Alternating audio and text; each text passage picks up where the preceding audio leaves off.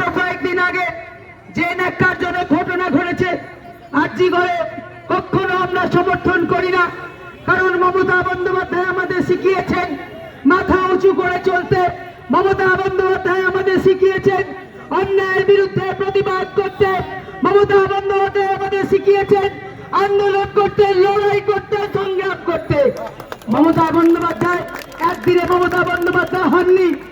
আজকে যারা মিডিয়ার সামনে মুখ দেখাবার জন্য শুধু উই ওয়ান্ট জাস্টিস করছেন, মমতা বন্দ্যোপাধ্যায় দীর্ঘদিনের লড়াই সংগ্রাম, এই জাস্টিস দীর্ঘদিন ধরে তিনি চেয়ে এসেছেন। কই আজকে আমরাও দাবি করছি আজকের এই মঞ্চ থেকে যে অতি সত্তর দরকার হলে আজকেই আমরা ফাঁসির দাবি জানাই এই অপরাধী। কই আমার পাশের বিধানসভায় তাপসী মালিক, আজ তাপসী মালিকের বাবা মা সিঙ্গুরের মাটিতে তারা হাঁটছে, তাদের দাবি করছে তারা যে তাদের মেয়ে আজকে কত বছর হয়ে গেল, 2006 সাল, আজও সিবিআই তার তদন্ত শেষ করতে পারলো না। আজও তাই সিবিআই তদন্ত শেষ করতে পারলো না। তাই আমরা দাবি করছি সিবিআই এর কাছে এই ধীর গতিতে তদন্ত নয়, তদন্ত ত্বরান্বিত করুন।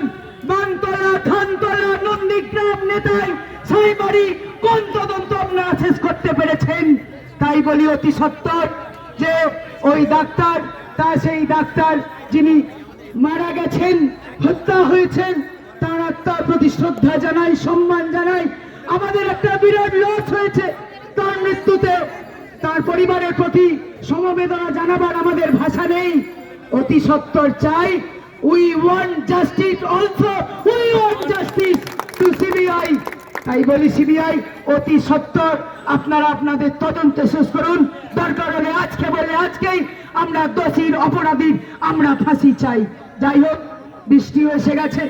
যতদিন না পর্যন্ত বলে যাই নেত্রীর নির্দেশে, যতদিন না পর্যন্ত এই অপরাধীর শাস্তি হয়, অপরাধীর ফাঁসি হয়, ততদিন পর্যন্ত আমরা লড়াই, আন্দোলনে, আমরা মাঠে, আমরা ময়দানে, আমরা এক পা এক চুল আমরা সরব না। আগামীকালও আমাদের কর্মসূচি আছে। সকাল 10টা থেকে ডাক বাংলোর সামনে আমাদের ধর্ণা অবস্থান কর্মসূচি আছে। আপনাদেরকে আমি আবেদন জানাচ্ছি যে আপনারা এই ধর্ণা কর্মসূচিতে সকাল 10টা থেকে 6টা পর্যন্ত আছে। আপনারা সবাই দলে দলে আপনারা এই অপরাধীর শাস্তির দাবিতে, অপরাধীর ফাঁসির দাবিতে আপনারা সকাল 10টাতে আপনারা এসে উপস্থিত হন। সবাই ভালো